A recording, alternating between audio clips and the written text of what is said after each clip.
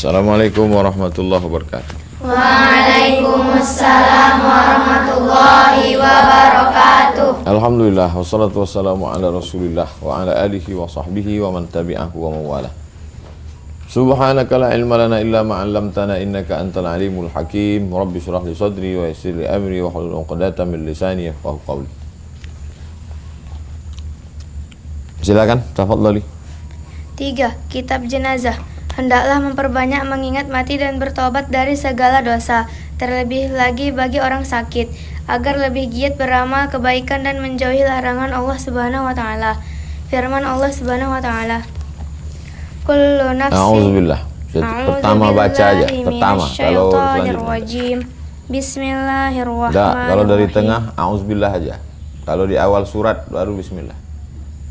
Kullu nafsin dha'iqatul mauti wa innama tuwaffawna ujurakum yaumal qiyamah. Kullu nafsin, setiap yang bernyawa, dha'iqatul maut, merasakan sakitnya mati. Wa innama tuwaffawna ujurakum, balasan kamu nanti akan dipenuhkan Allah yaumal qiyamah. Sabda Nabi dari Abu Hurairah radhiyallahu anhu, aksiru, banyak-banyaklah mengingat zikra hazimil ladzatil maut. Banyak-banyaklah kamu mengingat yang memutus segala kesenangan. Lezat, segala yang lezat-lezat putus kalau dia datang. Siapa itu? Mati. Banyak-banyak ingat mati. Terus. Menjenguk orang sakit. Menjenguk orang sakit hukumnya sunat, guna menghibur kesedihannya, karena kegembiraan orang sakit itu dapat juga menjadi obat. Sabda Rasulullah SAW. Hakul muslim alal muslimi khamsun. Hak sesama muslim ada 5. Antum muslim? Saya muslim, maka ada 5. Pertama, raddus salam, menjawab salam. Kalau saya ucapkan salam, kalian wajib jawab salam. Assalamualaikum. Waalaikumsalam. Wa iyadatul marid, kalau sakit jenguk. Wa ittiba'ul janaiz, mengiringi jenazah. Kalau meninggal, iringi jenazahnya sampai ke kubur. Wa ijabatud da'wah, kalau diundangnya datang. Jangan tengok yang undang. Ini kadang orang kalau diundang pejabat datang, diundang fakir miskin tak datang. Siapapun yang undang datang. Kalau makan ayam datang, kalau mihun tak datang. Wa tashmitul atis, wa tashmit atish, kalau dia bersin maka ucapkan yarhamukallah. Alhamdulillah kata dia, yarhamukallah. Dibalas lagi yahdikumullah wa yuslihu balakum. Terus, Orang yang menjenguk orang sakit hendaklah mendoakan agar sakitnya lekas sembuh dan menganjurkan supaya dia tobat dari segala dosa, membayar utang jika ada, dan berwasiat. Si sakit hendaklah berbaik sangka kepada Allah karena ia mengetahui bahwa Allah bersifat pengasih, penyayang, dan pengampun. ana inda dhanni abdi bi, aku menurut prasangka hambaku, kata Allah. Aku, kata Allah, menurut prasangka hambaku. Sangka baik aja sama Allah. Kalau kita sakit, sangka baik. Mudah-mudahan dengan sakit itu kita diampunkan dosa. Sesudah berusaha ternyata gagal, sangka baik. Mungkin ada hikmah di balik itu. Semoga ada hikmahnya Pak Ustadz. Ternyata hikmah udah menikah. Ada hikmah di balik itu. Tak tahu kita. Asa antakrahu syai'an, boleh jadi kau benci sesuatu. Wa yaj'alallahu fi khairan katsira. Ada banyak kebaikan di balik itu. Kita tak tahu. Yang penting berusaha. Terus. Hal-hal yang harus dilakukan terhadap orang sakit parah. Nih, kalau nengok orang sakit, ini yang mesti dilakukan. 1. 1. Orang yang sakitnya parah sehingga hampir menghembuskan napas penghabisan hendaklah dihadapkan ke kiblat. Hadapkanlah dia ke kiblat. 2. Mana kiblat? Jadi kalau orang sakit, masuk antum ke kamar, cemana lah menghadapkan dia ke kiblat? Cemana menghadapkan dia ke kiblat? Kakinya ke sana, kepalanya ke sana, kakinya ke kiblat, kepalanya ke sini, naikkan ke bantal, naikkan. Atau cara yang kedua, kepalanya ke utara, kakinya ke selatan, miringkan dia ke, paham? Gimana caranya? Kakinya ke kiblat. Kepalanya ke timur, kasih bantal. Atau tempat tidur rumah sakit itu kan bisa naik. Kata suster bidan tak bisa naik pak, naik sedikit mati. Kepalanya ke utara, kakinya ke selatan, miring. Kalau tak bisa miring terlentang. Terus 2. Orang sakit parah hendaklah diajarkan membaca kalimat tauhid atau la ilaha illallah di telinga sebelah Kanan. kanan. Maka kalian bisik sebelah kanan. La ilah. Tolonglah ustazah, kalian udah punya rumah Quran nih, datanglah oma-oma. Tolonglah ustazah, suami saya mau meninggal. Sakitnya udah berat betul. Mau kalian bisikkan ke telinganya? Kenapa pula kalian bisikkan ke laki orang? Mau pula katanya. Kalian tanyalah mana anak laki-lakinya. Mana? Datang kalian. Mana anak laki-lakinya? Mohon maaf ya bu, anak laki-lakinya mana? Tak ada anak laki-lakinya Pak Ustadz. Anak perempuan. Jangan kalian bisikkan. Begitu kalian bisikkan, la ilah, nggak jadi matilah Ustazah. Inilah yang kutunggu-tunggu katanya.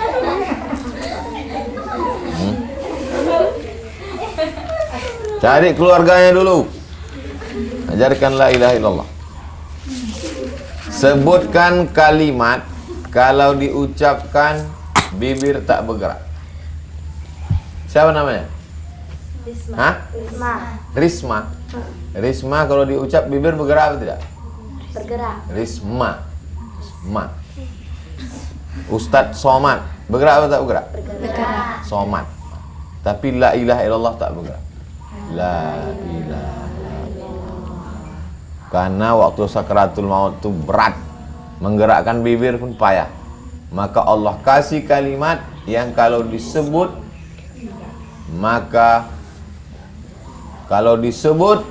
maka orang tak perlu menggerakkan bibir, ringan, mati dalam keadaan ringan. La ilaha. Asal nampak lidahnya udah bergerak, suaranya udah tak keluar lagi. La ilaha illallah. Nampak lidahnya bergerak. Dah, diam, jangan ganggu lagi sampai dia mati. Tapi kalau dia meracau, tahu meracau? Mengigau, diganggu setan apa segala macam, terus bisikkan lah. Yang membisikkannya berapa orang? Satu. Yang pula kalian rame-rame situ bisikkan. Kalau yang meninggal itu ulama, ustad, kalian bisikkan atau tidak? Apa pula tak bisikkan? Bisikkan. Cemana nih ustad, kita bisikkan? Tak usahlah, dia kan udah tahu. Tetap dibisikkan, karena waktu itu godaannya luar biasa. Datang setan membawa air. Orang sakaratul maut itu haus minta ampun. Datang setan ngasih air. Kau akui aku sebagai Tuhan, ku kasih kau air, kata setan. Itulah maka orang yang sekeliling itu baca Quran, berzikir, baca Yasin, supaya jauh dari setan. Itulah maka di dinding-dinding itu jangan ada gambar-gambar, jangan ada patung-patung. Kalau ada patung, patung tempat setan, maka setan itu memanggil.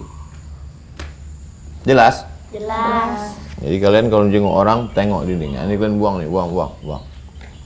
Tapi itu gambar pernikahan kami. Itu loh, situ setan. Jangan ada musik-musik situ. Dari suara musik itulah masuk bisikan setan ke dalam hati. Yang ada hanya suara orang ngaji, berzikir, bertasbih, bersolawat, la ilaha Illallah. Terus. Ulama fikih berkata, sungguh pun kita disuruh mengajarkan kalimat tauhid kepadanya, tetapi jangan sering dan berturut-turut, karena Berturut akan buatnya bosan. bosan. Sekali aja, asal udah nampak lidahnya, la ilaha illallah, dah cukup. Tapi kalau dia terus, tabungan gimana? Bisa ingat-ingat lagi tuh Pak, la ilaha illallah. Nanti kalau aku mati kau jangan kawin lagi ya. Usah bahas tuh Pak. Maka apabila telah diajarkan satu kali, jangan diulangi Jangan lagi. ulang lagi. kecuali sesudah mengucapkan perkataan yang lain. Kecuali dia mengucapkan kalimat yang lain. Mobil udah di servis ke bengkel gitu. 3. Bunga udah disiram gitu. Token udah kalian bayar listrik gitu. Terus 3. Orang yang sakit parah sebaiknya dibacakan surat Yasin. Sabda Rasulullah SAW. Iqra'u mautakum Yasin. Bacakan surat Yasin. Baca. Ada anaknya yang bisa baca Yasin? Mohon maaf Pak, tak ada anaknya yang bisa baca Quran. Istrinya gitu, lebih tak pandai juga. Ustazah itulah yang membacakan Yasin wal Qur'anil Hakim.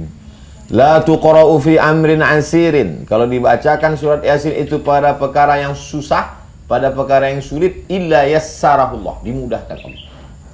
Susah rezeki, baca Yasin. Susah sehat, baca Yasin. Susah jodoh, baca Yasin. Susah sakratul maut, baca Yasin. Alhamdulillah Pak Ustadz, alhamdulillah Ustazah. Kenapa? Begitu dibacakan langsung mati. Itulah kalian, sudah mati kalian ketawa pula. Mestinya sedih lah. Terus Hal-hal yang harus dilakukan terhadap orang mati. 1. Matanya hendaklah dipejamkan atau ditutupkan. Menyebut yang baik-baik, mendoakan, dan memintakan ampun atas dosanya. semua orang yang mati itu matanya. Kenapa matanya terbuka? Karena menengok ruh keluar. Yang pertama dingin tuh kaki. Dingin juga. Coba rasa. Dingin. Kebas. Tak lama lagi tuh. Naik dia ke atas. Ke atas. Lalu kemudian kalian kalau tidur belakang tuh tak menempel. Pasti begini dia.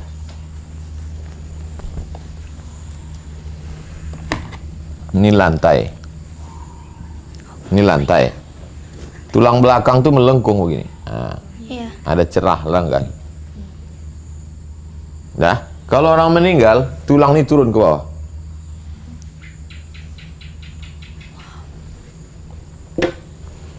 Kecuali gemuk kali, tak tertahan tulang tu lagi.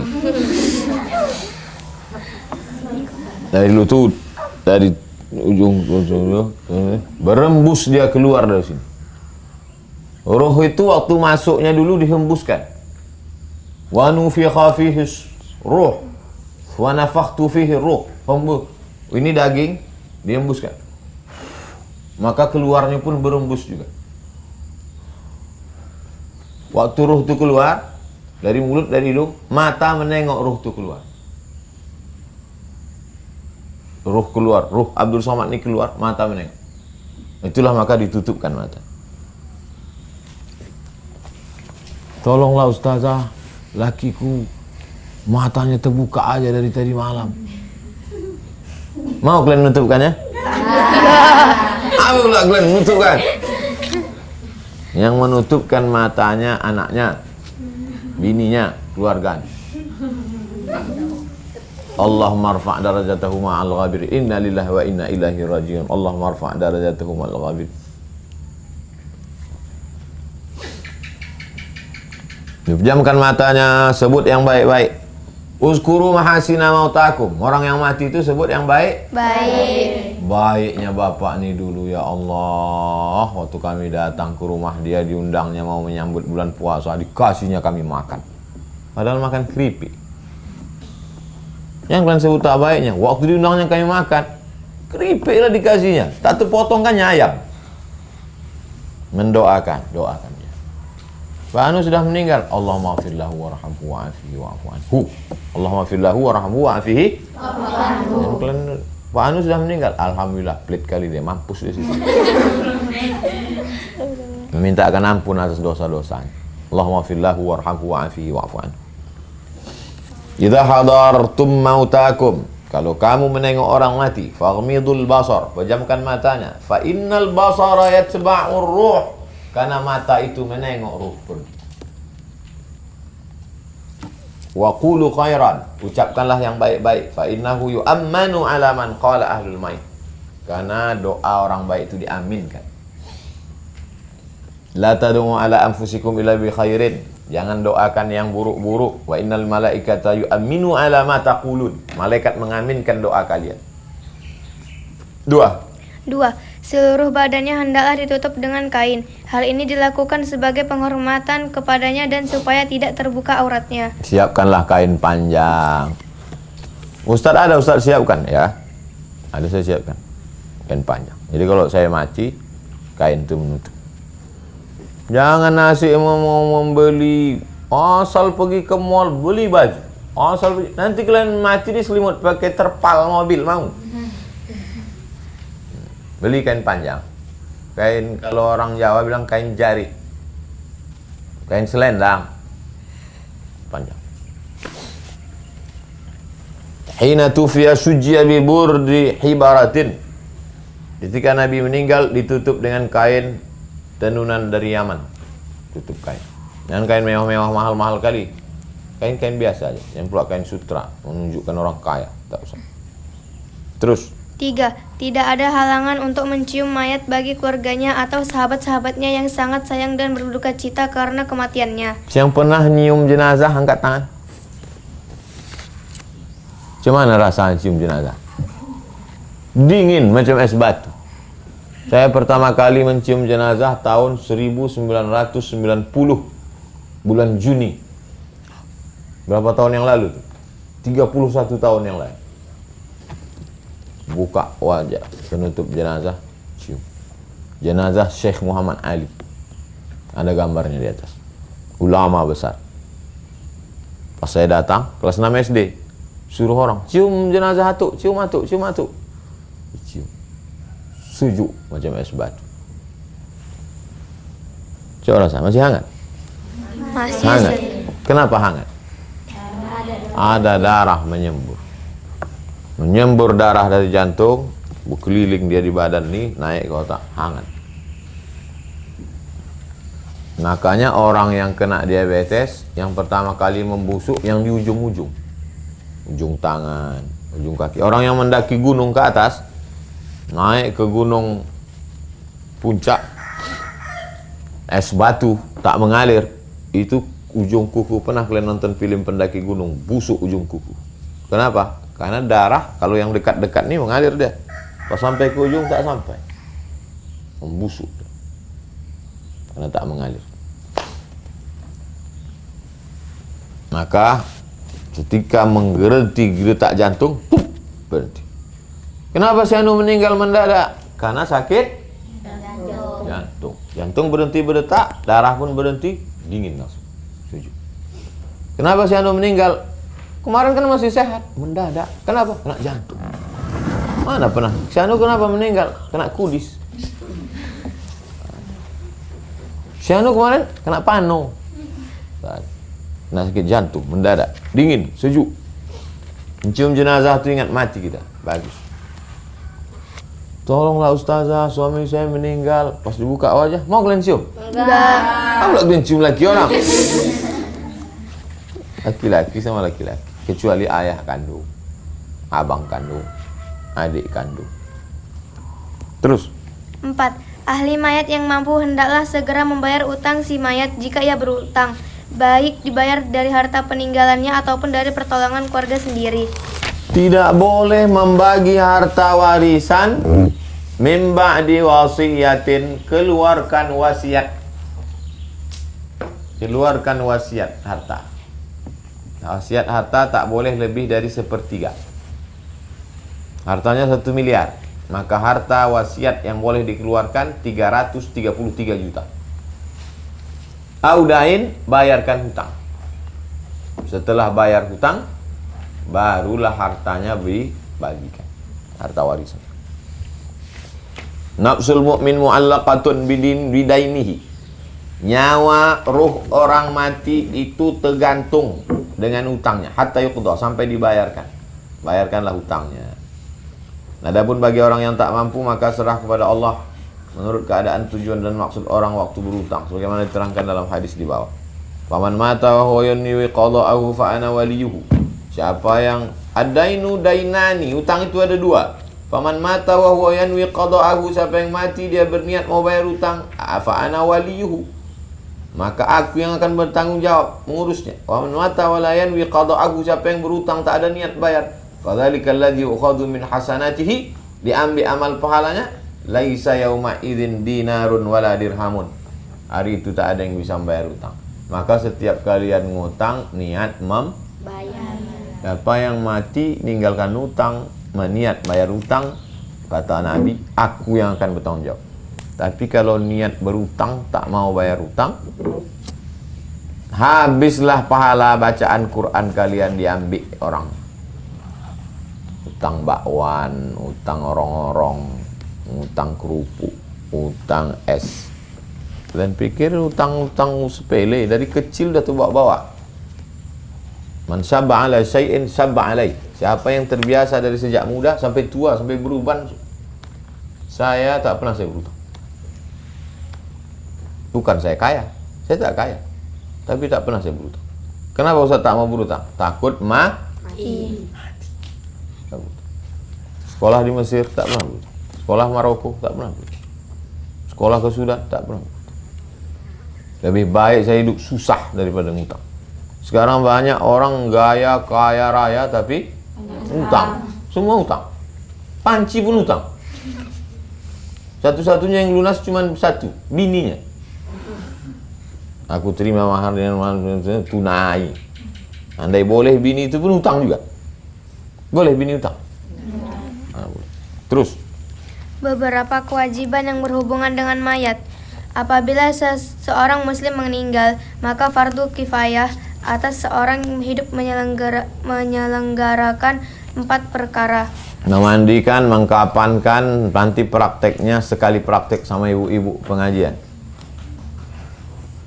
Ibu-ibu sama kalian bersatu. Tak siapa dulu mati terserahlah. Nah, kalau ibu tu mati kalian ngurusnya, kalau kalian mati ibu tu ngurus.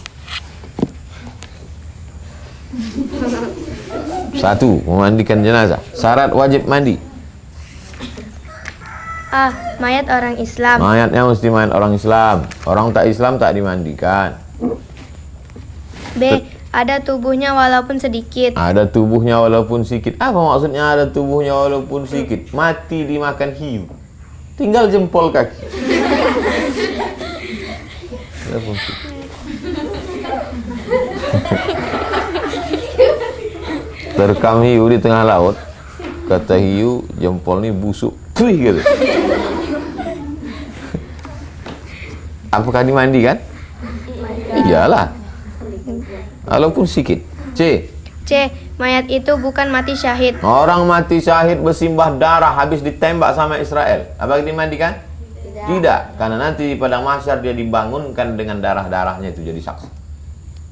Wala taqulu liman yuqtalu fi sabilillahi amwat. Jangan kau katakan orang mati jihad fi sabilillah itu mati. Bal ahya, dia hidup. Terus. Mandi untuk melepaskan kewajiban itu sekurang-kurangnya dilakukan 1 kali, merata ke seluruh badannya. Siram sekali, rata ke seluruh badan. Sesudah najis yang ada pada badannya dihilangkan dengan cara bagaimanapun. Sebaiknya mayat itu diletakkan di tempat yang tinggi. Dikasih tempat yang tinggi, macam ini dikasih. Kalau bisa lebarnya agak 2 lah, jangan tipis sekali, nanti jatuh pula. Gitu, disiram, jangan di lantai. Seperti ranjang atau balai-balai, di tempat yang sunyi, jangan orang ramai. Tutup. Jangan kalian mandi, kalau mandi pakai terpal, tutup keliling. Banyak orang, kau ngapain tengok? Yang tidak berurusan dilarang masuk, keluar. Kena aja mandikan.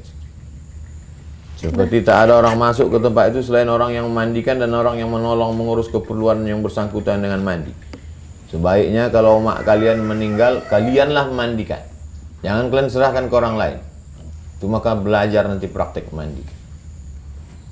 Paling bagus ahli bait keluarga memandikan. Makanya Nabi SAW meninggal, yang memandikan dia cucunya Sayyidina Al-Hasan, Sayyidina Al-Husain, menantunya Sayyidina Ali, kemudian sepupunya Sayyidina Abdullah bin Abbas. Terus. Pakaiannya diganti dengan kain basahan atau kain mandi. Sebaiknya kain sarung supaya auratnya tidak mudah terlihat. Dibuka baju dia waktu meninggal tuh, diganti dengan kain sarung. Terus Sesudah diletakkan di atas ranjang, kemudian didudukkan dan punggungnya disandarkan pada sesuatu. Lalu perutnya kalau orang sudah meninggal dunia, itu badannya jadi kaku. Bukan macam ini bisa gini-gini. Jadi kalau kaku tak bisa lagi, dia paksa digunting. Kalau lama dimandikan. Kalau ada orang meninggalnya pas sedang kampanye, coblos nomor mati. Begini, gimana cara membengkokkannya? Pakai air hangat. Diambil air hangat pakai kain, disendi-sendi.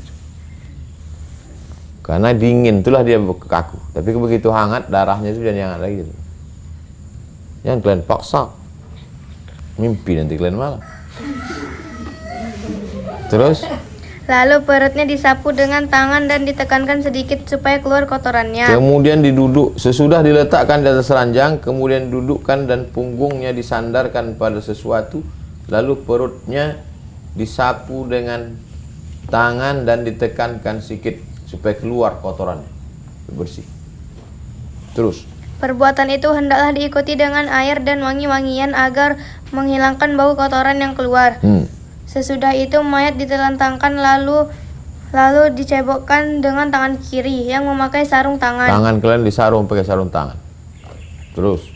Sesudah cebok sarung tangan hendaklah diganti dengan yang bersih. Lalu anak jari di kiri dimasukkan ke mulutnya, digosokkan giginya, dibersihkan mulutnya dan diwudukkan. Tangan kalian itu disarung pakai kain putih. Kalau mengorek hidung di ujung jari ini, kalau di sini, okay.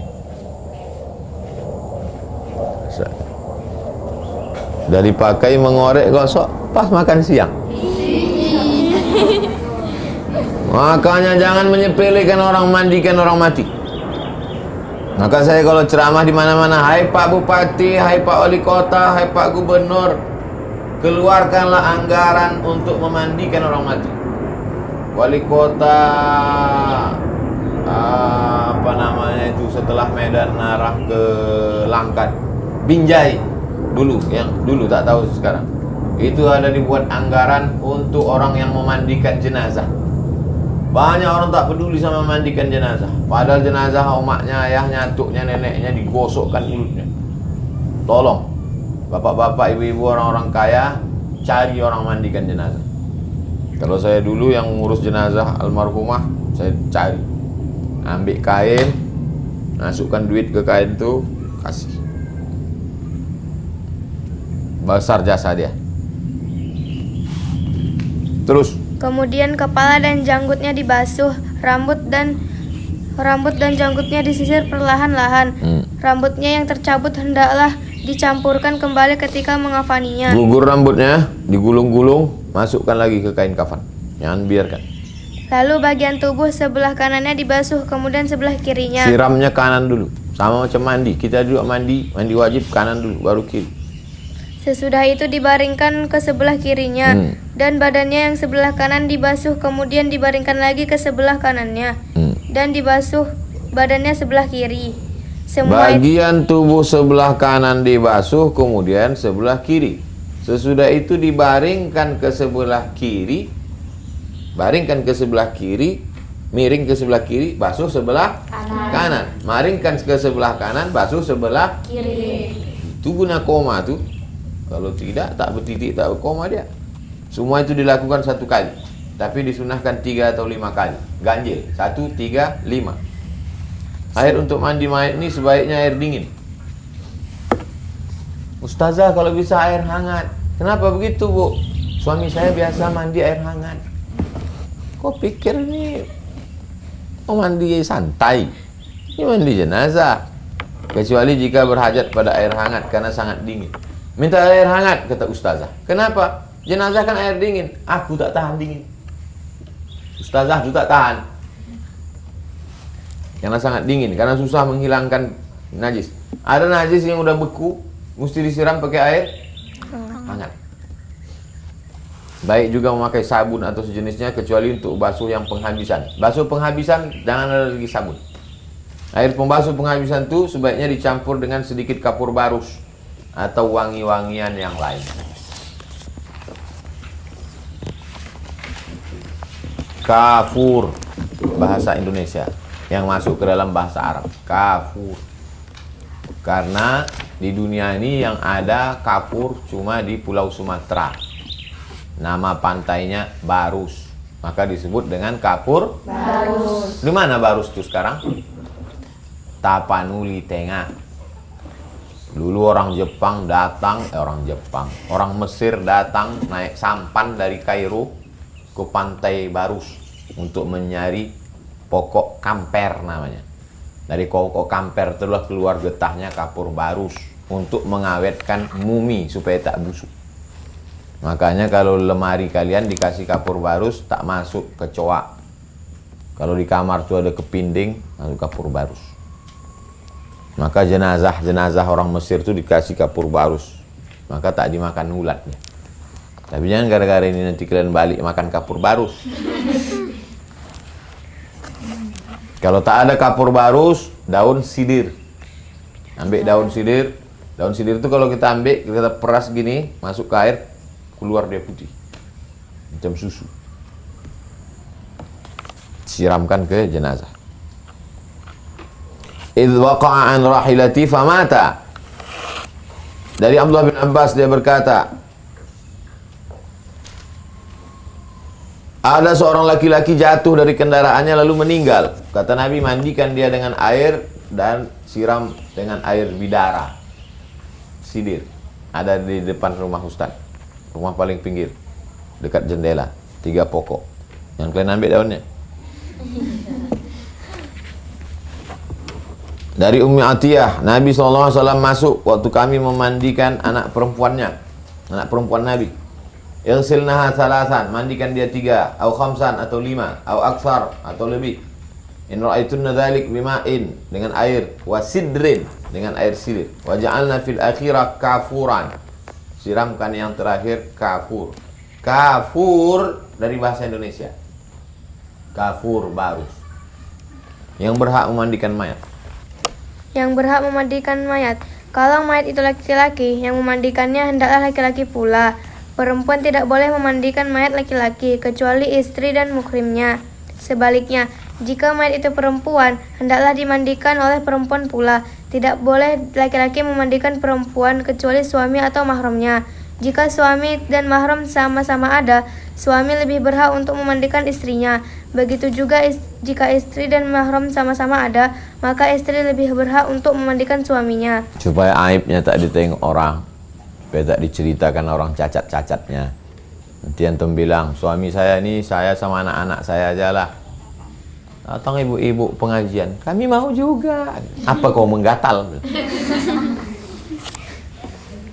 Terus, bila seorang perempuan meninggal dan di tempat itu tidak ada perempuan, suami atau mahramnya, mayat itu hendaklah ditayamumkan saja. Kalau perempuan meninggal di tempat itu tak ada perempuan, tak ada suami, tak ada mahram, macam yang terjadi di satu daerah unjuk rasa masyarakat ramai-ramai, dimandikan pula oleh tukang mandikan laki-laki di rumah sakit, maka perempuan itu ditayamumkan. Tayamum. Ambil tanah. Sudah belajar tayamum kan? Sudah. Sapu ke mukanya sekali, sapukan ke tangan. Dah cukup. Begitu juga dengan yang kena COVID. Orang kena COVID tak dimandikan, tayamumkan. Ganti pakaiannya dengan pakaian biasa, tayamumkan. Kemarin dapat jenazah, pas dibuka rupanya bajunya belum dibuka, masih pakai pempes pula. Rupanya tak dimandikan. Buka semua, tayamumkan aja. Tak boleh dimandikan oleh laki. Begitu juga yang meninggal adalah laki-laki. Di kampung itu semua laki-laki merantau ke luar negeri kerja. Bininya tak ada, mahramnya tak ada, semua perempuan. Maka tayamumkan. Cemana nih ustazah? Tak ada laki-laki yang mandikan. Udah kita tayamumkan. Siapa yang menanayamumkan di jenazah? Akulah, kalian tak tahu. Maka mayat itu ditayamumkan. Kalau mayat itu kanak-kanak laki-laki, maka perempuan boleh memandikannya. Anak-anak, boleh kalian mandikan. Begitu juga kalau mayat itu anak perempuan, boleh laki-laki mandikan. Jika ada beberapa orang berhak memandikan, maka yang lebih berhak adalah keluarga terdekat. Kalau dia mengetahui kewajiban mandi serta dapat dipercaya. Kalau tidak, berpindahlah hak itu kepada keluarga jauh yang berpengetahuan serta amanah. Mengafani mayat. 2. Mengafani mayat. Hukum mengafani atau membungkus mayat itu adalah fardu kifayah atas orang yang hidup. Kafan diambil dari harta si mayat sendiri jika ia meninggalkan harta. Kalau ia tidak meninggalkan Nanti harta, kalau kalian punya duit, belikan kain agak 5, 3, 7 gulung, serahkan ke masyarakat. Banyak sekarang orang mau dikafankan tak ada kain. Ustadz nyuruh aja atau pernah Ustadz buat? Pernah saya buat. Saya cari, ibu apa kerjanya? Saya mandikan jenazah Pak Ustadz. Belikan dia sekian gulung, pakai untuk jenazah, sedekah. Paling bagus kita siapkan. Pernah menengok raja-raja Turki, gambarnya pun tak pernah. La ilaha illallah Muhammad Rasulullah. Sultan Turki. Sultan Turki.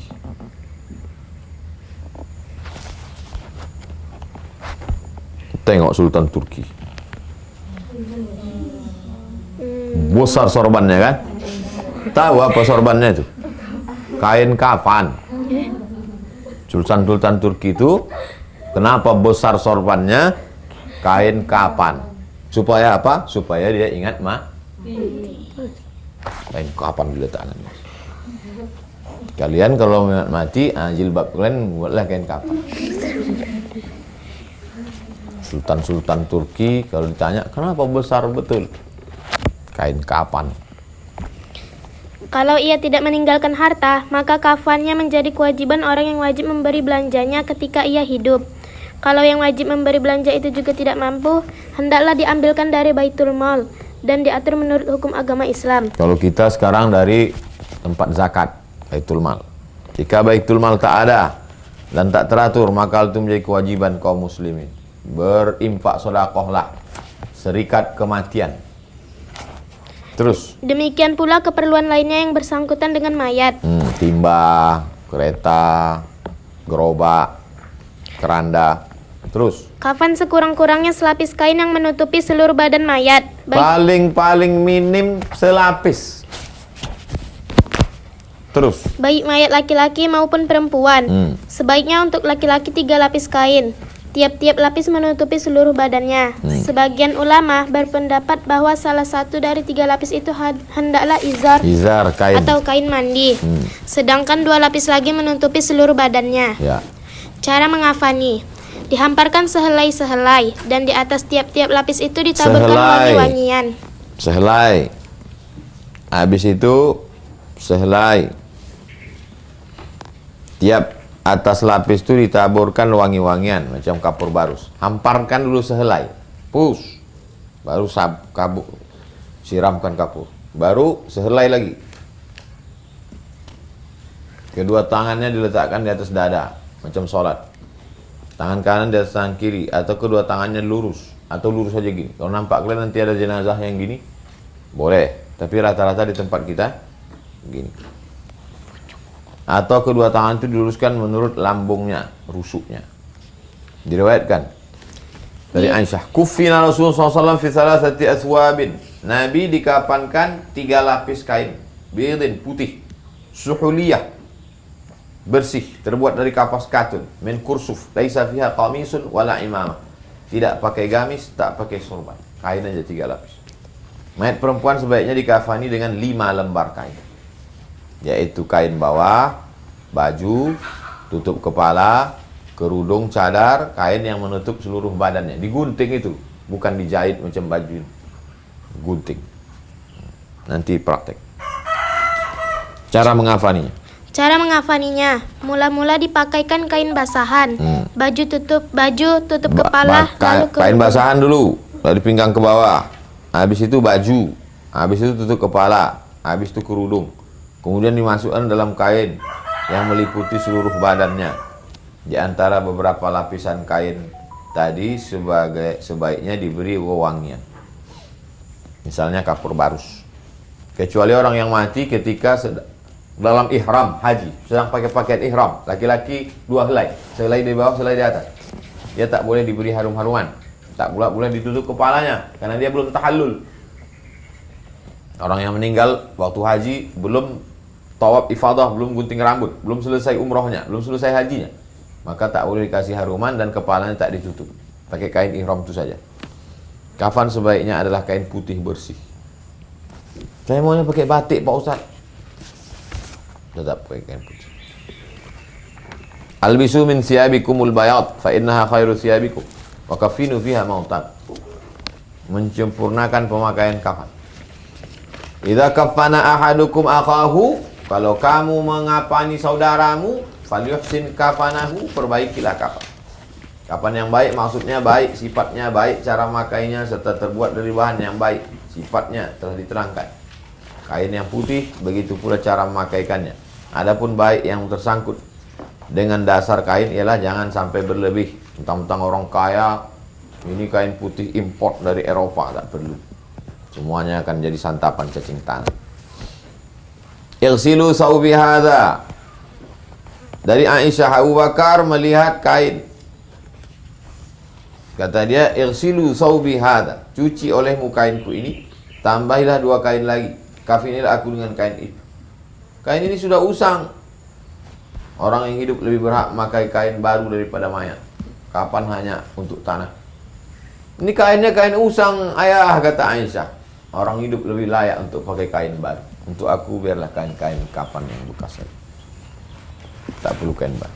Karena tanah, daging, kulit akan hancur.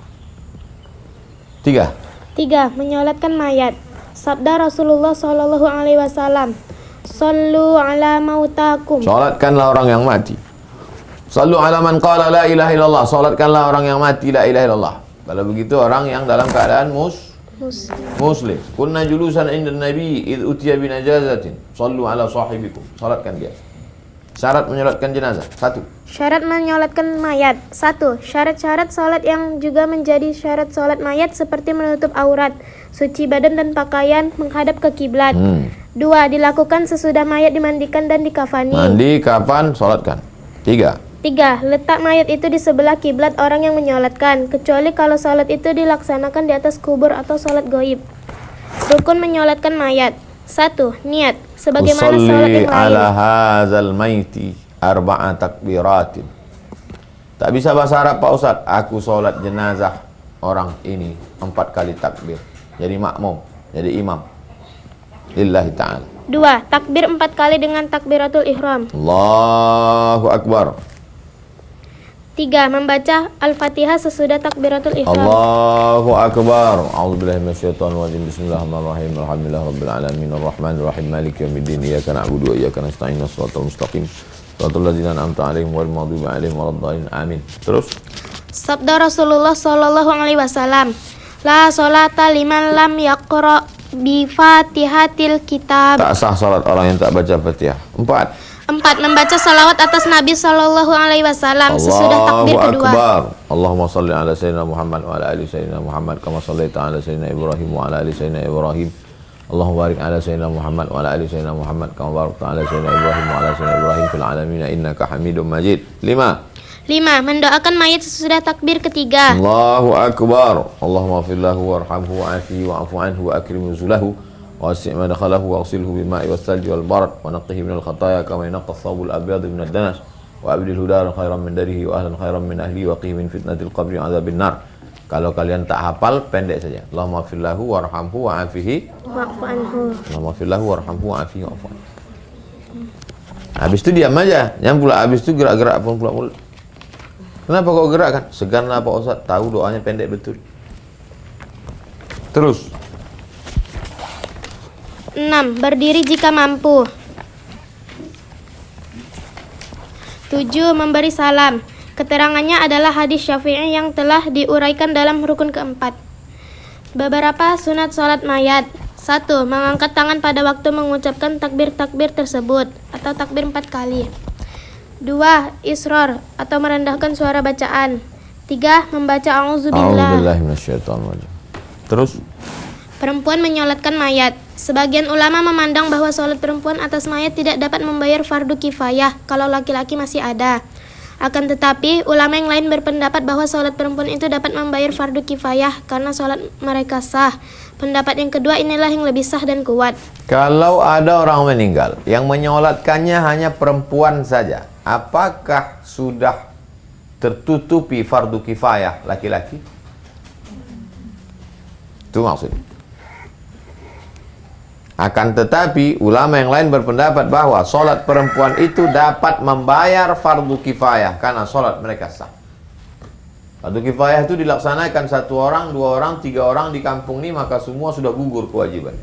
Meninggal saya, lalu yang menyolatkannya kalian 3 orang, apakah sudah terlaksana fardu kifayah? Sudah. Kenapa begitu? Karena solat mereka sah. Pendapat yang kedua inilah yang lebih sah dan lebih kuat. 2. Berjamaah. Salat jenazah disunatkan berjamaah dan hendaknya dijadikan 3 saf atau baris. 1 saf sekurang-kurangnya terdiri atas 2 orang. Maka jika yang salat ada 6 orang, lebih panjang solat jenazah tu sopnya ke belakang. 2, makin panjang ke belakang makin bagus.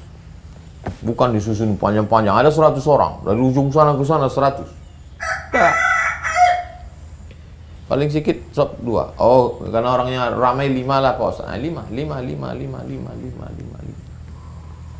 Makin panjang sopnya makin banyak sopnya makin bagus. Kurang-kurangnya. Maka jika yang sholat ada 6 orang, adalah setiap sop terdiri dari 2 orang. Kalau ada 6 orang yang sholat, berarti bisa berapa sop tuh?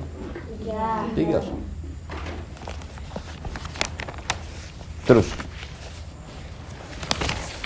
makmum wajib mengikuti imam dalam takbir. Karena yang dimaksud mengikuti di sini hanya dalam Tidaklah takbir itu. bagi muslim yang meninggal lalu jenazahnya disolatkan 40 orang yang tidak syirik, Allah memberi mereka syafaat. Makanya selalu dianjurkan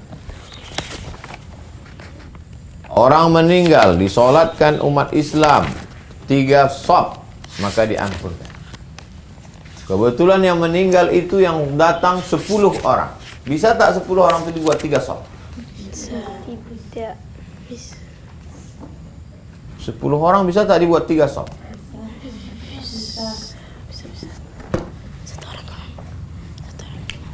Ini jenazah.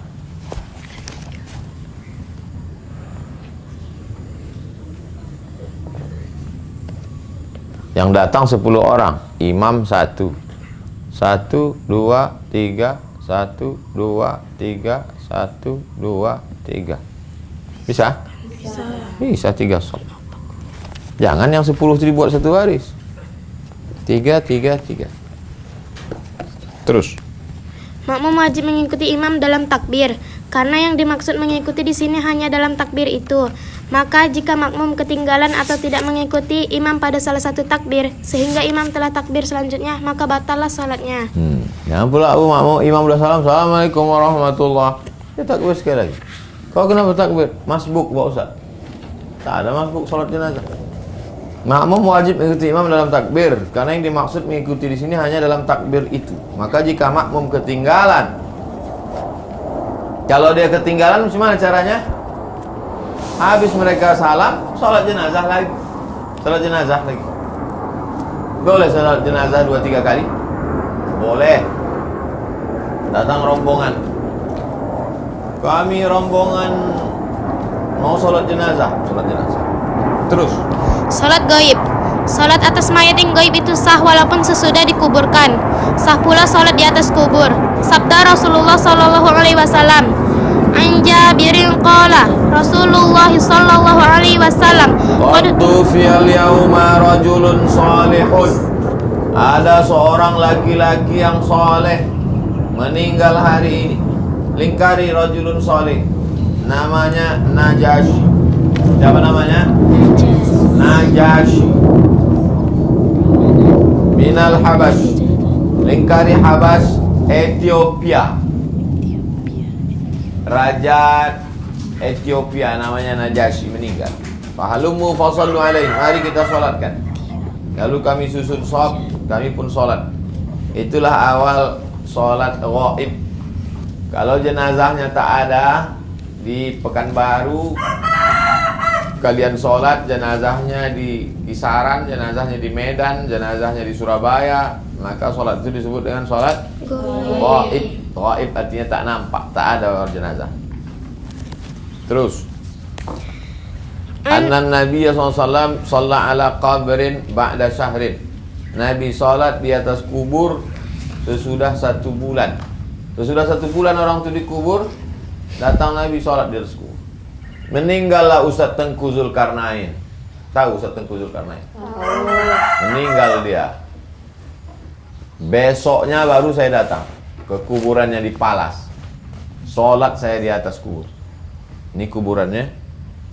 Cari mana sholat. Allahu Akbar. Sholat di atas kubur. Ini kubur, ada ke kiblat, sholat. Sholat di atas kubur. Imam dan orang yang sholat sendiri disunatkan berdiri di arah kepak. Nabi bertanya kepada sahabat, mana perempuan yang dulu biasa menyapu masjid nih? Kata Nabi, dia sudah meninggal ya Rasulullah. Kenapa kalian tak kasih tahu aku? Ya karena dia perempuan biasa, tukang sapu. Nabi minta tunjukkan mana kuburnya. Nabi sholatkan jenazahnya dari atas kubur.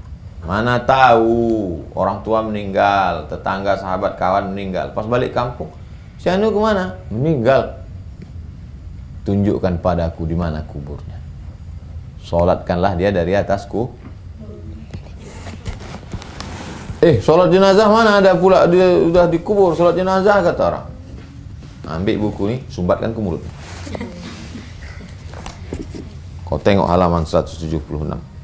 Pinjam bukunya ya Ustazah. Kau fotokopi lah. Dah tak berduit, bodoh pula. Tak mau baca. Terus. Beberapa mayat boleh disolatkan bersama-sama. Imam dan seorang yang solat sendiri disunatkan berdiri di arah kepala mayat laki-laki. Kalau mayatnya laki-laki maka di kepala. Kalau mayatnya perempuan maka di pinggang. Kalau mayatnya laki-laki maka imam yang sholat itu posisinya di kepala. Ini mayat. Ini kepalanya. Nah, di sini dia. Kalau mayatnya perempuan berarti di pinggang. Kalau mayatnya laki-laki berarti di kepala. Kalau mayatnya perempuan berarti imam posisinya di pinggang. Waktu pengajian ingat.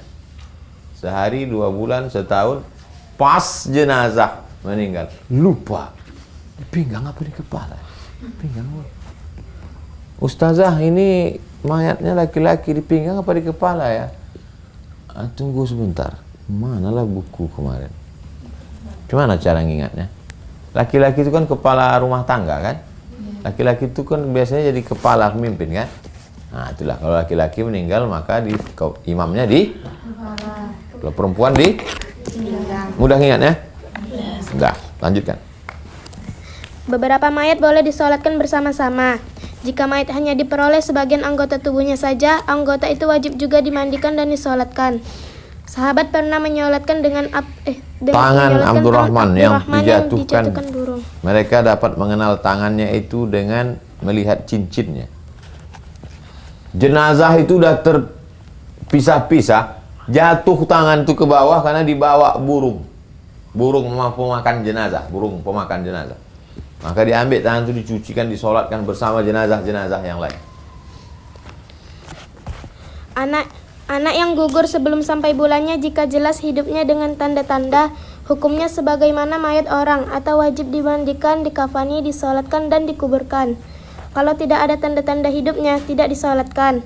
Mayat orang yang tidak beragama Islam tidak boleh disolatkan. Anak yang gugur sebelum sampai bulannya. Berapa sampai bulan? 9. Jika jelas hidupnya dengan tanda-tanda, nampak berdetak. Walaupun janin, nampak berdetak jantungnya. Habis gugur, meninggal. Hukumnya sebagaimana mayat orang, wajib dimandikan, dikafani, disolatkan, dikuburkan. Kalau tak ada tanda-tanda hidup, maka tak disolatkan. Mayat orang yang tidak beragama Islam tak boleh disolatkan, hanya boleh dimandikan dan dikafani. Karena Nabi pernah menyuruh Ali memandikan dan mengafani. bapaknya.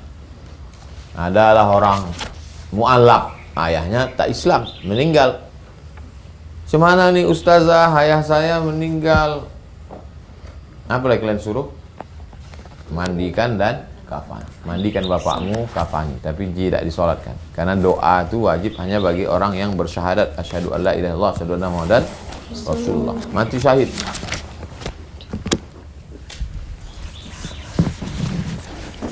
Mati syahid.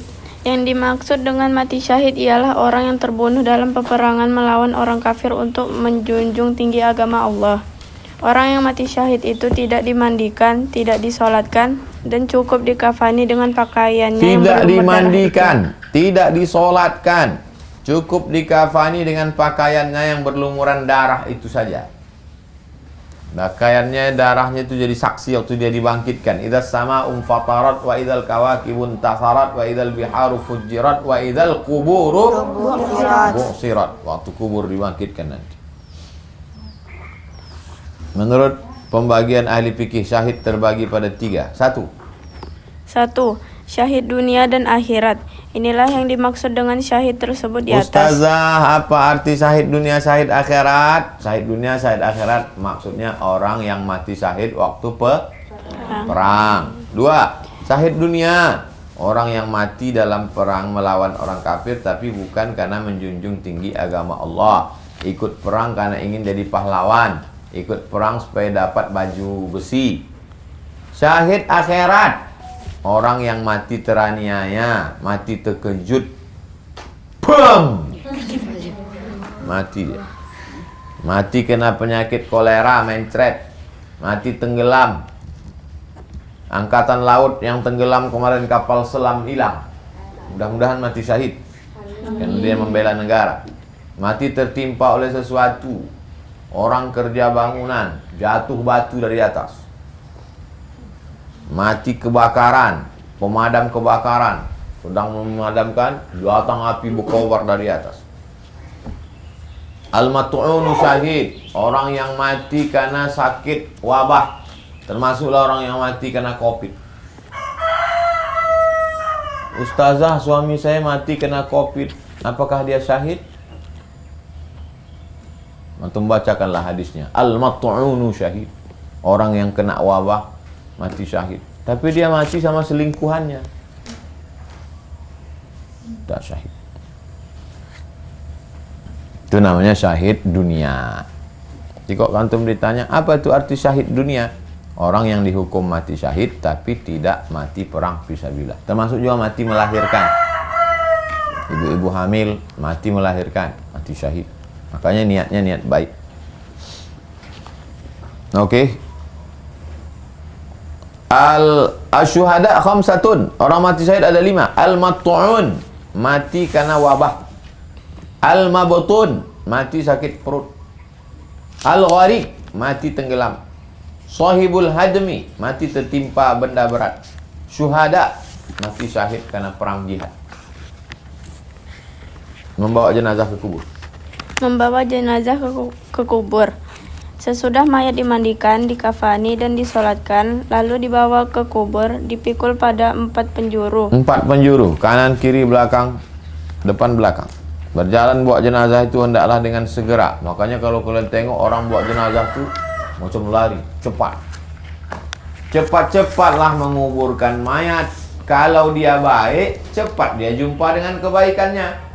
Kalau dia jahat, cepat kalian buang beban dari pundak kalian.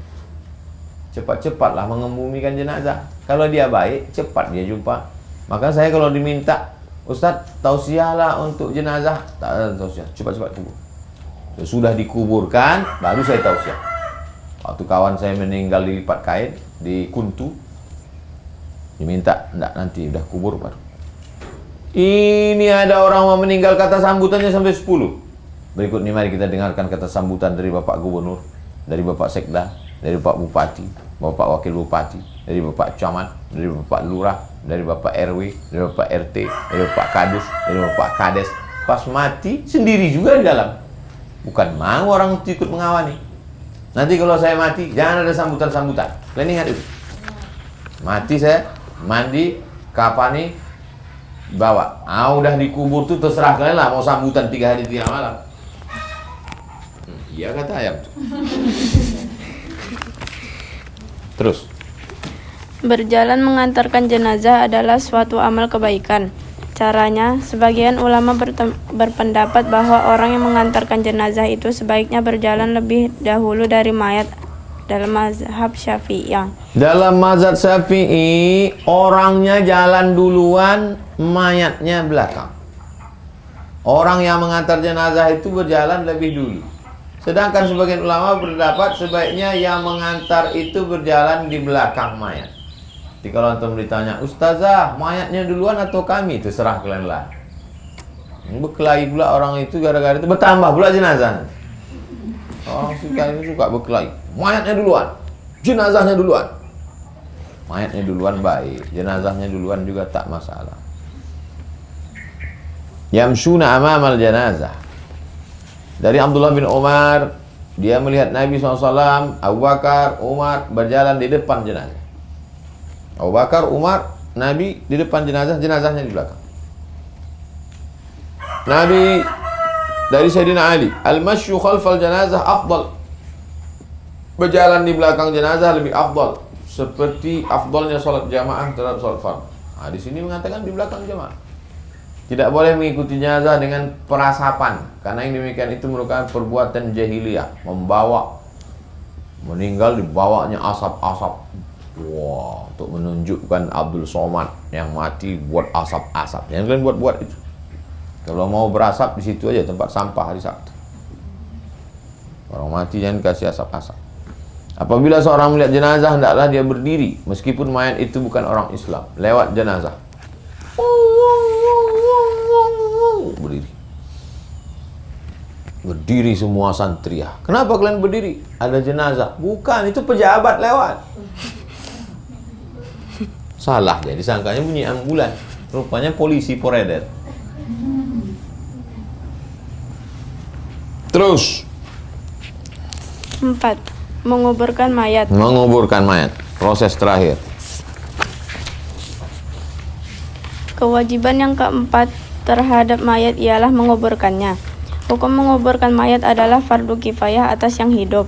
Dalam kuburan, sekurang-kurangnya kira-kira tidak tercium bau busuk mayat itu dari atas kubur dan tidak dapat dibongkar oleh binatang Jangan buas. sampai dibongkar harimau macan karena mau makan jenazah.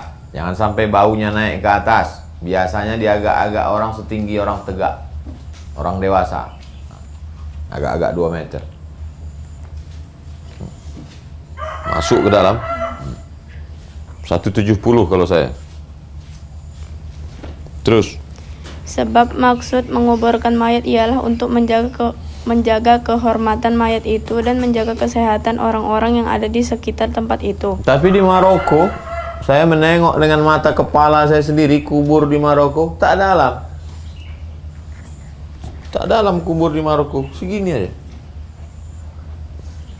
Di dalamnya ada peti beton, lantainya beton. Masukkan jenazah ke dalam, tutup pakai beton juga di atas, baru pakai tanah. Beton bawah, masukkan jenazah, tutup, baru pakai tanah. Begitu pemakaman di Maroko. Saya menengok waktu saya sekolah. Miringkan, jadi tidak digali, buka. Nanti setelah hancur bisa diisi orang lain lagi. Bagus, efisien, tak perlu banyak tanah. Terus Lubang kubur disunatkan memakai lubang lahat. Kalau tanah perkuburan itu keras, tetapi jika tanah perkuburan tidak keras, mudah runtuh seperti tanah yang bercampur dengan pasir, maka lebih baik dibikinkan lubang tengah. Lubang lahat, setelah digali tanah, digali, ini dindingnya digali, lalu kemudian dikerok ini dinding kubur tuh, dinding kubur, maka dipotong ini tanah ini, kira-kira muat jenazah masuk ke dalam. Kalau tanahnya keras, tanah liat keras atau tanah keras, dimasukkan jenazah itu dalam, baru ditutup pakai papan. Tapi kalau tanahnya berpasir, asal dikerok, digali, runtuh longsor, tak bisa. Maka digali di tengah. Ini lubang, ini lubang masuk dalam. Digali lagi di tengah, seagak-agak jenazah bisa miring. Gali di tengah, masukkan jenazah itu baru ditutup pakai papan ya. Kalau yang di samping itu namanya lahat. Maka disebut orang tuntutlah ilmu walau ke liang lahat. Itu lahat. Lahat di samping. Kalau yang satu tadi di tengah. Kalau tanahnya keras, lahat. Kalau tanahnya berpasir, buat di tengah. Terus Sesampainya mayat di kuburan, kepalanya hendaklah diletakkan di sisi kaki kuburan, lalu diangkat sesampainya mayat dikubur, hendaklah diletakkan di sisi kaki kuburan.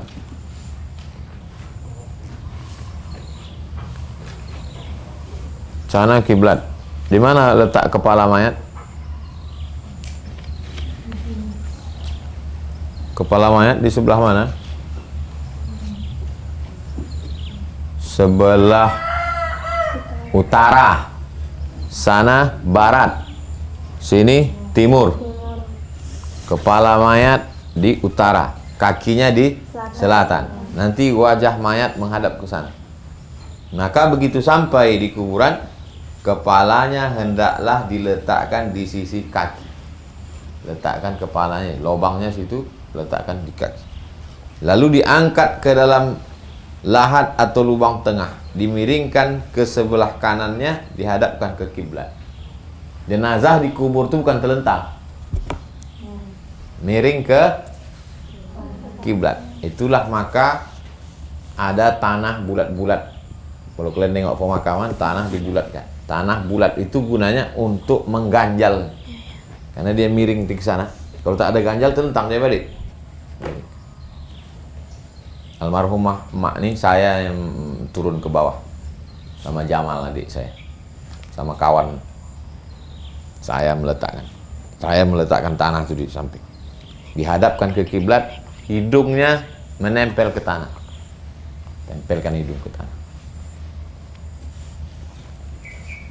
Dia letakkan di sisi kaki kuburan, lalu diangkat ke dalam liang lahat atau lubang tengah, dimiringkan ke sebelah kanan, dihadapkan ke kiblat. Ketika meletakkan mayat ke dalam kubur, disunatkan membaca Bismillah wa ala millati Rasulillah. Bismillah wa ala millati Rasulillah.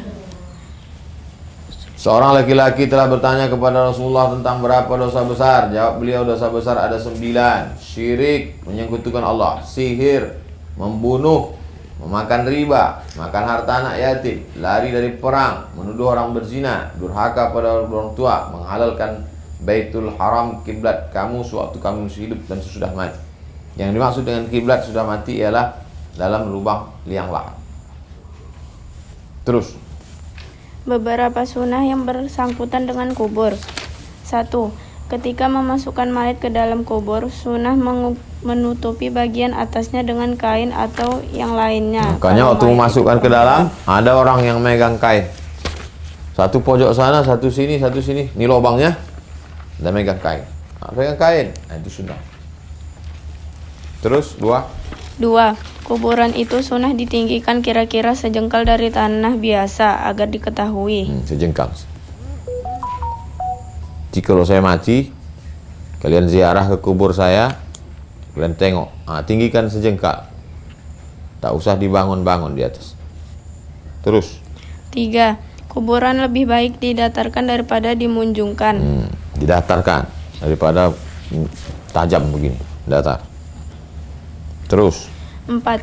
Menandai kuburan dengan batu atau yang lainnya di sebelah kepalanya. tatkala Utsman bin Mas'un meninggal, jenazahnya dibawa keluar lalu dikuburkan. Nabi menyuruh seorang laki-laki mengambil batu, tetapi laki itu tak kuat membawanya. Rasul bangkit mendekati batu itu dan menyingsingkan kedua lengan bajunya, disingsingkannya, kemudian batu itu dibawa, kuat tenaga Nabi.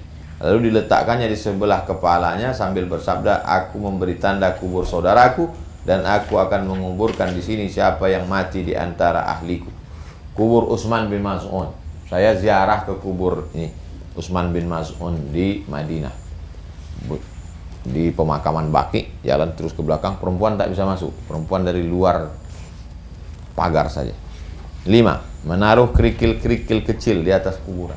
Jadi kalau kalian ziarah menengok banyak batu kerikil, apalah ini letak-letak kerikil ini, bagus untuk ngecor masjid, sunnah. Wada'a hasba ala qabri ibnihi Ibrahim. Nabi meletakkan hasba, batu-batu kerikil kecil di atas kubur anak. 6. Meletakkan pelepah basah atau di atas kuburan.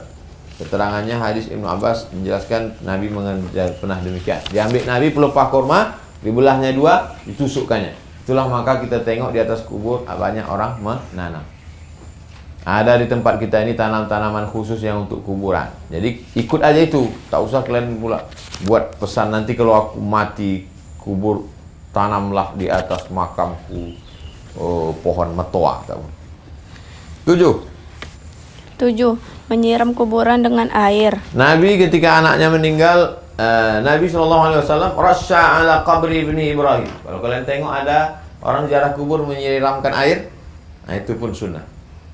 Apa gunanya menyiramkan air? Supaya tanah itu padat. Tanah kalau disiram dengan air kan padat ya, tak bisa digali oleh binatang buas yang mau makan. Kalau tidak pergi datang babi hutan, digalinya. 8.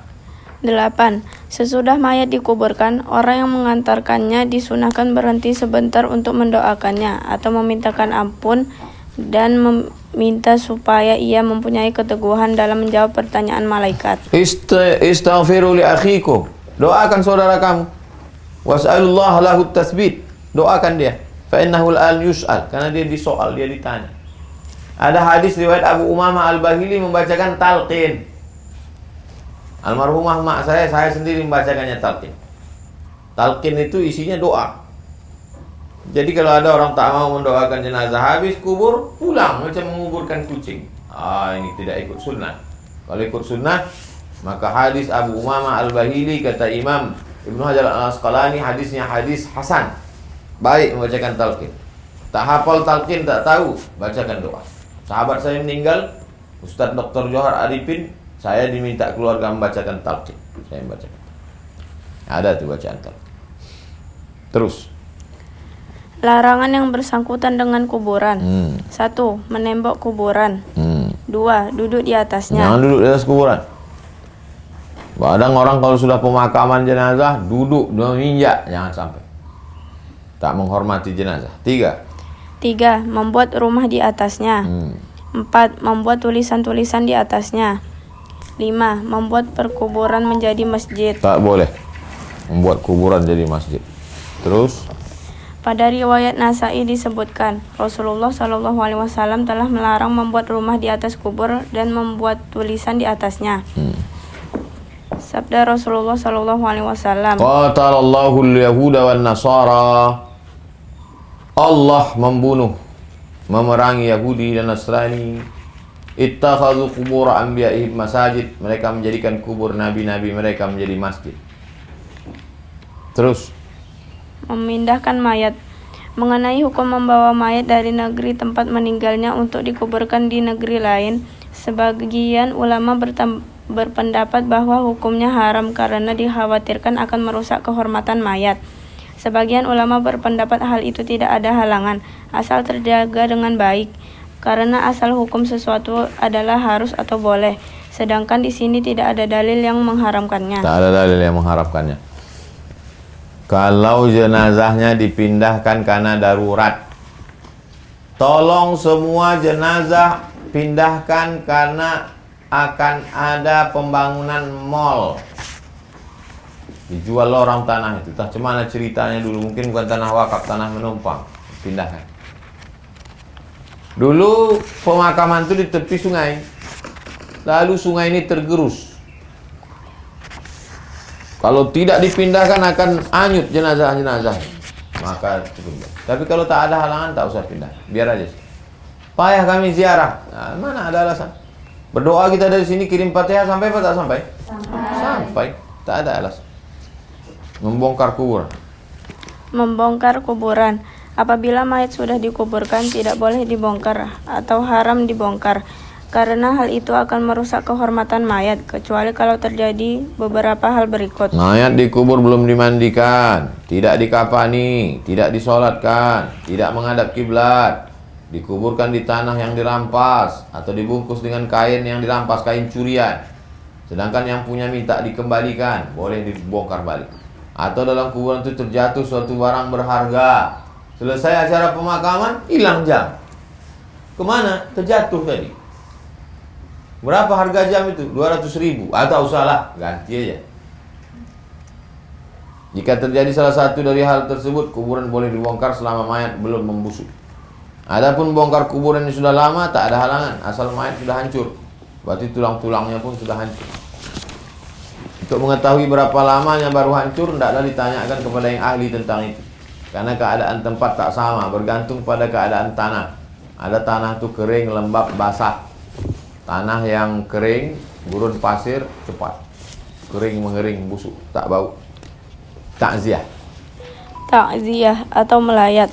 Melayat ahli mayat itu sunnah dalam 3 hari sesudah ia meninggal Kepada dunia. seluruh jamaah supaya kita datang takziah ke rumah almarhum selama malam Kamis, malam Jumat, malam Sabtu. Sepeninggal dunia. Lebih baik ialah sebelum dikuburkan. Yang dimaksud dalam melayat ialah menganjurkan ahli mayat supaya sabar, jangan keluh kesah, mendoakan mayat. Ibu sabar ya bu, suami ibu udah meninggal, dia pun dulu hidup juga tak baik betul, sabu-sabu, narkoba, selingkuh, gitu deh. Sabar ya bu, makin kuat pula nangisnya. Kenapa ibu nangis? Utangnya banyak. Kalian sabarkan dia. Sabar, ahli mayat hendaklah sabar atas kedukaannya serta menyerahkannya kepada Allah. Alladzina idza asabathum musibah qalu Inna lillahi wa inna ilaihi raji'un. Ulaika alaihim salawatu min rabbihim wa rahmah wa ulaika humul muhtadun. Memberi makan kepada ahli mayat. Kalau kalian menengok orang mati, bawakan nasi bungkus. Karena orang yang meninggal itu tak sempat lagi keluarganya itu masak. Sudah error dia, sudah menangis saja tak tentu arah. Apa kata Nabi? Isna'u li ali Ja'far ta'aman. Buatkan makanan untuk keluarga Ja'far. Yang meninggal ni Ja'far radhiyallahu anhu. Keluarganya, anak bininya, bawakan makanan untuk keluarga Ja'far. Faqad atahum ma yus'iluhum. Karena yang datang kepada mereka ini musibah membuat mereka sibuk. Jadi kalau ada orang meninggal, kita datang bawa makanan atau bawa perut kosong? Makanan. Kita datang membawakan makanan. Itulah ya, baca, itulah yang disyariatkan. Itulah yang disyariatkan dalam agama Islam, bukan sebagaimana yang biasa dilakukan di Indonesia. Semua tetangga, sahabat yang dekat atau yang jauh, keluarga, teman dan orang sekampung datang beramai-ramai berkumpul di rumah ahli mayat untuk makan-makan. Dan ahli mayat terpaksa menyediakan makanan yang bermacam-macam. Udahlah ayahnya mati, orang datang terpaksa pula lah dia mengutang. Biarpun sampai menghabiskan harta peninggalan si mayat, mengutang. Maka alhamdulillah sekarang kita udah ada serikat kematian. Biasanya orang meninggal di depan tuh disediakan ember, diisi beras, ada membawa duit. Nah, itu baik, tak salah. Bahkan kalau kurang, hartanya sendiri dihabiskan. Kadang-kadang orang yang datang tempat kematian sepanjang hari tak perlu pula berbelanja lagi, karena keperluannya sudah ditanggung oleh orang yang ada. Orang meninggal, alhamdulillah bebas makan siang hari ini. Senang pula dia dengan orang. Selain dari perayaan pada hari matinya, diadakan pula selamatan untuk makan-makan. Tentang masalah ini terjadi khilaf ya. Adapun tentang meninggal orang, riwayat dari tabi'in namanya Imam Atha. Imam Atha menganjurkan untuk bersedekah makanan. Tulis di halaman 190. Imam Atha (2) dianjurkan sedekah makan selama 7 hari 7 malam. Imam Atha (2) dianjurkan sedekah makanan 7 hari 7 malam. Jadi kalau keluarga yang meninggal itu mau bersedekah makan 7 hari 7 malam, Bapak Ibu Saudara sekalian, jangan takut makan ini karena ini adalah sedekah dari saya. Maka hukumnya boleh. Terus Memang kalau kita renungkan lebih jauh serta kita pikirkan dengan pikiran yang sehat dan tenang, alangkah sedihnya ahli mayat sesudah ia kehilangan anak, buah hatinya, atau kehilangan bapak pemegang kemudi hidup dan penghidupannya. Hartanya dihabiskan pula. Kalau tidak mengikuti kehendak adat, ia tercela di mata kaum adat yang berpikiran tidak sehat itu. Terus ziarah kubur. Ziarah kubur. Laki-laki disunatkan menziarahi kubur. Adapun bagi perempuan hal ini dimakruhkan karena tabiat perempuan lemah hati dan lekas susah.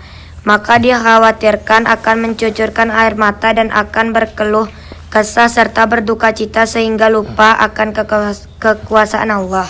Khawatir perempuan itu kalau dibawa ziarah kubur emosinya tak tertahan, meraung-raung dia ratap situ. Tapi kalau dengan ziarah kubur itu dia menjadi takut pada Allah, bagus. Perempuan zaman sekarang bagus dibawa ziarah kubur daripada ziarah mall. Asik mau ke mall aja dia bawa ziarah kubur. Peringat mati, supaya tak menumpuk baju sampai 3 lemari, supaya tak beli sepatu 100 pasang, mati tak pakai sepatu. Orang yang menziarahi kubur disunatkan memberi salam kepada orang di kubur. Assalamualaikum ya ahla diyar minal mu'minin wal muslimin wa inna insyaallah bikum lahiqun nas'alullah lana wa lakumul afiyah. Tak hafal doanya, itu bacaan pendek. Assalamualaikum ya ahlal kubur. Membacakan Al-Fatihah, Qul huwallah 3 kali, Qul falaq, Qul bin nas, sampaikan ke orang meninggal. Kalau anak kandung otomatis sampai. Tapi kalau orang lain, kalian ziarah ke kubur saya, kalian baca Qul huwal Fatihah sekali, Qul huwallah 3 kali, Qul bil falaq sekali, Qul bin nas sekali. Habis itu kalian bacakan, ya Allah sampaikanlah pahala bacaanku ini kepada almarhum Abdul Somad. Karena kalian bukan anak kandung saya. Tapi kalau anak kandung saya, tak perlu diucapkannya itu langsung sampai. Begitu juga dengan kalian. Kalau ziarah kubur, pertama salam. Assalamualaikum ya ala diyar minal mu'minin wa inna insyaallah bikum lahiqun yarhamullahu mustaqdimin wal mustaakhirin nasallallahu wa lakumul afiyah. Baca Fatihah, Qul huwallah 3 kali, Qul falaq sekali, Qul bin nas sekali. Sanggup baca Yasin? Yasin bagus. Habis. Selanjutnya nanti kita baca zakat. Kita tutup dengan baca kafaratul majlis. Subhanakallahumma wa bihamdika asyhadu an la ilaha illa anta subhanaka wa atubu ilaik. Wassallallahu ala sayyidina Muhammad wa ala alihi wasallam walhamdulillah.